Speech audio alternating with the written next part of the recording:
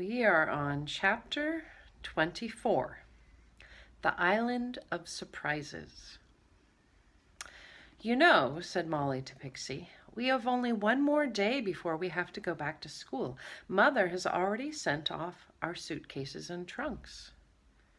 Oh dear, said Pixie sadly. The holidays have simply flown. I do wish you didn't have to go away to school.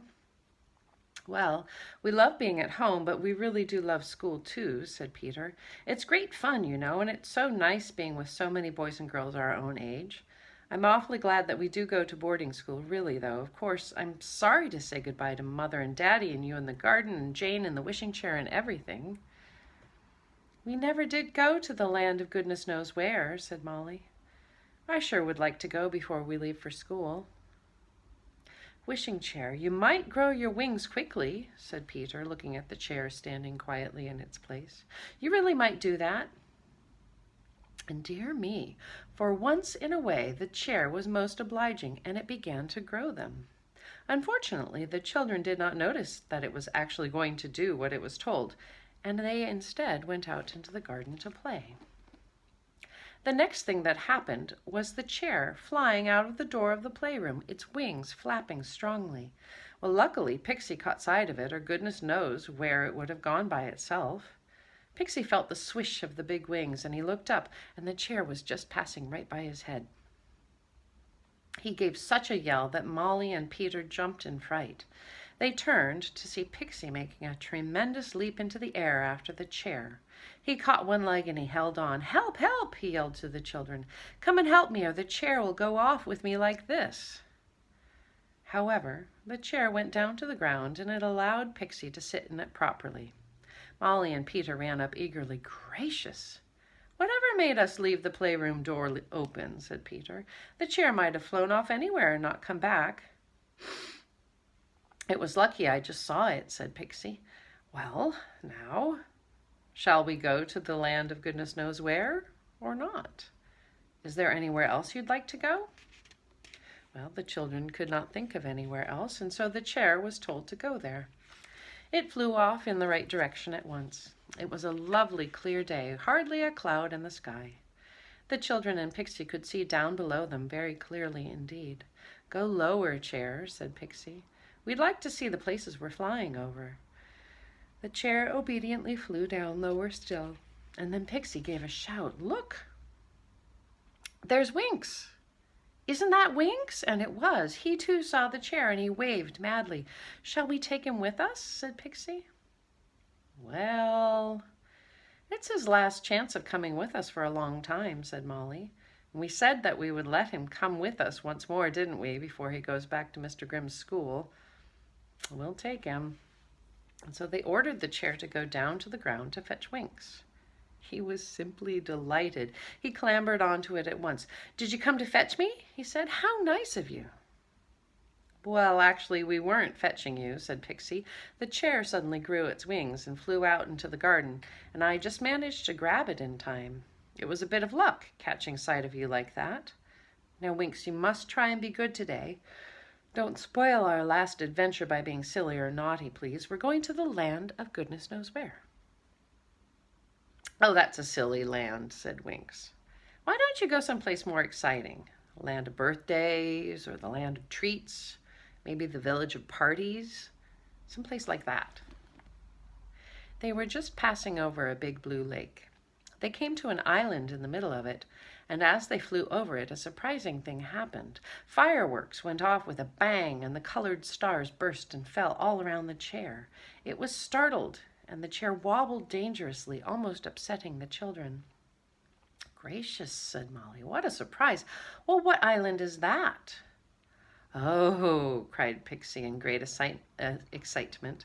I do believe that is the island of surprises. Isn't it, Winks? I really think it is. Yes, said Winks, peering down. It is. Oh, look out. Here comes another rocket. My word, what a lovely shower of colored stars. Oh, can't we go to this island? Said Molly. Pixie, let's go. All right, said Pixie. Mind you, the surprises may not all be nice ones, but if you're willing to risk that, we'll go. Of course we'll go, said Winks. Pixie, go down to the island at once, please. Down went the chair, dodging another rocket. It landed on a patch of green grass, which at once changed into a sheet of water. The chair almost sank, but it just managed to get itself out in time and flew to a little paved courtyard. "First surprise," said Pixie with a grin. "We shall have to be careful here, you know. Winks, you mustn't be silly on this island. You'll get some unpleasant shocks if you are." "Can we leave the chair here?" said Molly doubtfully. "It would be a terrible surprise if we found it gone when we came back for it." The chair creaked and it flew towards Molly. "It says it's not going to leave us," said Pixie with a grin. "Very wise. Right, chair, you follow us like a dog and we'll all be very pleased." And so the chair followed them closely. The first really nice surprise came when they saw a table set out in the sunshine with empty dishes and plates in a row. The children and Pixie and Winks stopped to look at them. "Is there going to be a party or something?" said Peter. A small goblin came up and sat himself down on the form by the table. He stared earnestly at the plate and the dish in front of him, and hey presto, onto the dish came a large chocolate pudding, and onto his plate came a big ice cream to match. And he began to eat, beaming all over his little face. "Ooh," said Winks at once, and he sat down at the table, and so did the others. They all stared hard at their dishes and plates. Molly got a pile of sausages on her dish and some fried onions on her plate. Peter got a big cake on his dish and a jug of cream on his plate. Pixie got strawberries on his dish, and he found his plate swimming in sugar and cream to go with them. They looked to see what Winks had gotten. That bad little brownie, of course, had been tricky as usual. He had put 2 plates and 2 dishes in front of himself. But he wasn't looking at all pleased. On one dish had appeared a wonderful-looking pie, but when he cut the crust, there was nothing in the pie. And on the other dish had appeared a chocolate cake. And as we know, that was the one cake that poor Winks simply could not bear to eat. On one plate had come some steaming cabbage, and on the other 2 prunes. Oh, how the others laughed. A pie with nothing in it, a cake he hates, cabbages and prunes. Oh, Winks, what a terrible surprise. That serves you right for being so greedy, cried Pixie. Winks was cross. He stood sulkily while the others tucked into their exciting food. Molly was sorry for him and offered him a sausage. The next surprise was also a very nice one. They finished their meal and then suddenly heard the sound of loud music coming from round the corner. They hurried to see what it was. It was a merry-go-round. There it stood, decorated with flags that waved in the wind, going round and round, the music playing gaily. How lovely! "How much is it to go for a ride on this roundabout?" asked Pixie, feeling in his pocket for money. "Oh, it's nothing," said the Pixie in charge of it. "It's just a nice surprise for you. Get on when it stops." Now, when the roundabout stopped, the children saw that there were all kinds of animals and birds to ride. Achoo! There were all kinds of animals and birds to ride, and each of them went up and down as well as round and round. The brownies and goblins and pixies who had had their turns got off, and the children and Pixie and Winks looked to see which animal or bird they would choose to ride.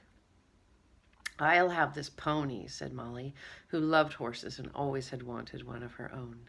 She climbed onto a dear little black pony. "I'll have this camel," said Peter. "It's got 2 humps and I'll ride between them."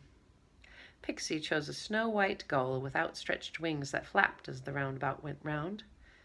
Winks chose a big goldfish. Its fins and its tail moved in a very lifelike manner. Winks cut himself a little stick from the hedge nearby. "Just to make my fish swim well on the roundabout," he said to the others as he climbed on. "Hey, you can't tap your fish with that stick," shouted the Pixie in charge. "Hey, you, no sticks allowed." The roundabout started off again. The music blared gaily. The animals and the fish and the birds went round and round, up and down, flapping their wings and fins, nodding their heads and waving tails. It was all very exciting indeed. And Winks was disobedient. He tapped his goldfish with his stick. "Giddy up," he cried. And then he got such a shock. The goldfish suddenly shot right off of the roundabout, through the air, and it disappeared. The roundabout slowed down and came to a stop. The Pixie in charge looked very angry. He get his goldfish, and I told him not to, and now I've lost my goldfish, and my master will be very angry with me." "Oh dear," said Molly, getting off her pony. "I'm so sorry. Winks did promise to be good. Where has he gone, do you think?" Then there suddenly came the sound of a terrific splash, and a loud wail came on the air. "That's Winks," cried Peter, beginning to run. "Well, whatever has happened to him?" And when we read again together next time, it will be chapter 25, Home Again and Goodbye.